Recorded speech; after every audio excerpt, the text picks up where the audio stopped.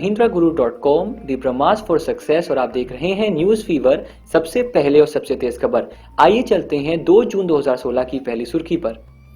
New world wealth की report के मुताबिक भारत दुनिया में 10 अति धनाढ्य देशों की सूची में शामिल है और 7वें पायदान पर है। सूची में धनी व्यक्तियों की 48,700 अरब डॉलर की कुल संपत्ति के साथ अमेरिका पहले स्थान पर है। वहीं प्रति व्यक्ति आधार पर औसत भारतीय काफी गरीब है। तो जहां पर हम एक तरफ देखते हैं कि जो एक धनाढ्य है, जो एक देश के अंदर लोगों के पास पैसा वो बढ़ रहा है, पर जो एक एवरेज इंडियन है, जो एक आम आदमी है, उसकी जो प्रति व्यक्ति आय है उसमें कमी देखी गई है अगर हम कंपेयर करें उस इंक्रीज से वेल्थ के अंदर। यहां सवाल क्या बनेगा? न्यू वर्ल्ड वेल्थ की रिपोर्ट के मुताबिक भारत का दुनिया में 10 अति धनाढ्य देशों की सूची में कौन सा स्थान है? आपके पास 5 विकल्प हैं। इसमें विकल्प 4 जो है 7वां स्थान है भारत का 10 देशों की सूची में। चलिए बढ़ते हैं आगे और देखते हैं अगली सुर्खी। सरकार द्वारा जारी आंकड़ों के अनुसार भारत की प्रति व्यक्ति आय वित्त वर्ष 15-16 में 7.4% बढ़कर 93,293 रुपए रही, जो पूर्व वित्त वर्ष में 86,879 रुपए थी। ये जो आंकड़े हैं ये इसके लिए अलग एक मिनिस्ट्री बनाई गई है जिसका नाम है MOSPI यानी ministry of statistics and programme implementation. ये वही आंकड़े इनके प्रसारित करते हैं जनता के बीच में। दूसरी, ये जो कंपैरिजन किया गया था ये 14-15 जो 7.4% का जो कंपैरिजन किया गया 14-15 के वित्त वर्ष से किया गया, जो पहला उनका एस्टिमेट था, रिवाइज्ड एस्टिमेट था, उसके आधार पर आपको ये डिफरेंस दिखाया जा रहा है। आइए देखते हैं क्वेश्चन क्या बनता है इस पे।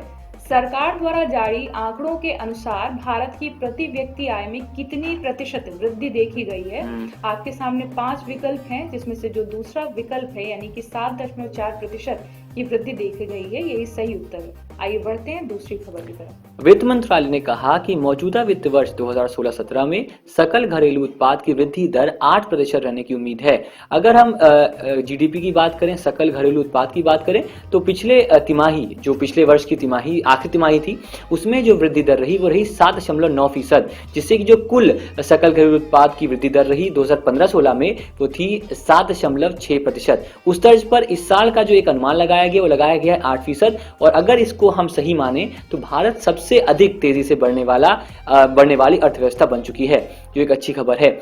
आइए देखते हैं सवाल क्या बन सकता है इस पर। वित्त मंत्रालय ने घोषणा की कि मौजूदा वित्त वर्ष में सकल घरेलू उत्पाद की वृद्धि दर क्या होगी? इसका उत्तर है विकल्प 4 जो है 8%। एक बात ध्यान रखिएगा कि 7.9% है वृद्धि दर आखिरी तिमाही में पिछले वित्त वर्ष की, और यह एक अनुमानित वित्तीय दर, एक अनुमानित विकास दर है जो इस वर्ष हो सकती है। दोनों में बहुत अंतर है। आइए देखते हैं अगली सुर्खी। सरकार ने कहा कि वह वित्त वर्ष 15-16 में राजकोषीय घाटे के सकल घरेलू उत्पाद के 3.9% रहने के आंकड़े को प्राप्त करने में सफल रही। वित्त वर्ष 16-17 में सरकार का लक्ष्य राजकोषीय घाटे को 3.5% पर लाने का है। राजकोषीय घाटा जैसे कि आपके और भी किसी तरह के घाटे होते हैं, अगर आप जनरल सेंस में देखें तो उसको हमेशा टेंडेंसी होती है कि हमेशा कम किया जाए। जो ये 3% हुई है इसको कंपेयर किया गया है बट ऑब्वियस प्रीवियस ईयर्स यानी पहले साल से, जो कि 14-15 में 4.1% थी। ये जो सारे आंकड़े हैं इनके लिए रिस्पॉन्सिबल जो एक है उसको हम बोलते हैं CGA यानी कि सेंट्रल जनरल ऑफ अकाउंट्स। ये इन सारे आंकड़ों को आपके सामने प्रसारित करता है। आइए देखते हैं इस पर क्वेश्चन क्या बन सकता है। सरकार ने घोषणा की कि भारत अपने राजकोषीय घाटे के लक्ष्य को पूरा किया है, जो कि है विकल्प 2 सकल घरेलू उत्पाद का 3.9%। आइए बढ़ते हैं दूसरी खबर की तरफ। सरकार ने 1980 बैच के हरियाणा कैडर के IAS अधिकारी अशोक लवासा को वित्त सचिव नियुक्त किया। एक वित्त सचिव भारत में 5 होते हैं, जिनमें सबसे वरिष्ठ जो वित्त सचिव होता है उसे ही हम अध्यक्ष मानते हैं या फिर उसे ही हम अग्रणी मानते हैं वित्त सचिव की सूची में। यहाँ बात करें तो इनसे पहले अब अप्रैल महीने तक इस पद पर रतन P वटल जी थे, जिन्होंने जो सेवानिवृत्त हुए थे अप्रैल महीने में ही। आइए देखते हैं सवाल क्या बन सकता है इस पर। भारत के नए वित्त सचिव के रूप में किसे नियुक्त किया गया? इसका उत्तर है विकल्प 5 अशोक लवासा। आइए देखते हैं अगली सुर्खी। रिलायंस इंडस्ट्रीज ने कहा कि मॉरिशस की company Gulf Africa Petroleum corporation, जिसको हम संक्षिप्त रूप में गापको कहते हैं, में अपनी सहायक कंपनी की पूर्ण 76% हिस्सेदारी बेचने के लिए उसने फ्रांस की एनर्जी कंपनी टोटल के साथ एक समझौता किया। गापको ईस्ट अफ्रीका की बहुत ही अग्रिम श्रेणी की कंपनी है, बहुत ही रिनाउंड कंपनी है।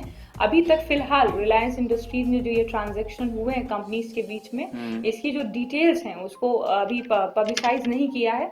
आइए देखते हैं इस पे सवाल क्या बन सकता है। किस कंपनी ने कहा कि मॉरिशस की company Gulf Africa Petroleum Corporation means गापको में अपनी सहायक कंपनी की पूर्ण 76% हिस्सेदारी बेचने के लिए उसने फ्रांस की एनर्जी कंपनी टोटल के साथ एक समझौता किया है। आपके सामने 5 विकल्प हैं, जिसमें से जो पहला विकल्प है यानी रिलायंस इंडस्ट्रीज सही उत्तर है। आइए बढ़ते हैं दूसरी खबर की तरफ। आखिरी खबर को देखते हैं। श्रीलंका गेंदबाज नुवान कुलशेखरा ने टेस्ट क्रिकेट से संन्यास की घोषणा की। कुलशेखरा काफी लंबे समय से टेस्ट क्रिकेट और वनडे में इस श्रीलंकन टीम के अग्रणी बॉलर रहे हैं और कहीं ना कहीं से एक मार्गदर्शक रहे हैं नए युवा बॉलर्स के लिए। जामिंडावास के बाद यह बहुत महत्वपूर्ण कड़ी थे टेस्ट टीम के अंदर श्रीलंका की। आइए देखते हैं सवाल क्या बन सकता है इस पर। हाल ही में श्रीलंका के किस गेंदबाज ने टेस्ट क्रिकेट से संन्यास की घोषणा की है? इसका उत्तर है विकल्प 4 नुवान कुलशेखरा। इसी के साथ हम आज की खबरों का यहाँ अंत करते हैं। उम्मीद करते हैं कि ये खबरें प्रश्नों के रूप में आपको आने वाले इम्तिहानों में दिखें और साथ ही साथ जो ऐसे एस्पायरेंट्स हैं, जो ऐसे लोग हैं जिन्हें पसंद है जानकारी रखना, उनके लिए भी यह न्यूज़ पेपर बनाया गया है। हम उम्मीद करते हैं कि जो हमारा कॉम्पिटिशन बूस्टर है और आने वाला माइका है उसको आप जरूर पढ़ेंगे और सैटरडे को हम पेश करेंगे एग्जाम की बात, जो रिव्यू होगा, एनालिसिस होगा संडे को होने वाले SBI प्री के एग्जाम को लेकर। इसी के साथ हम आपसे विदा लेते हैं। उम्मीद करें आप सफल हो, क्योंकि आपकी सफलता में ही हमारी सफलता। धन्यवाद।